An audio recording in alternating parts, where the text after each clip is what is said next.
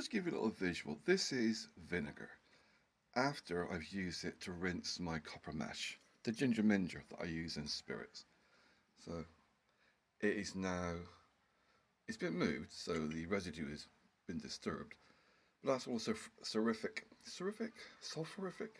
sulfur type stuff that comes out and it sticks to the copper when you're doing your distillation. So yeah, that was clear vinegar. And it's now chock full of crap. And that is just what I've washed off the copper mash. So yeah, copper, that would have been in the drink. That would have been in your stomach. So yeah, it's definitely worth putting in copper mash.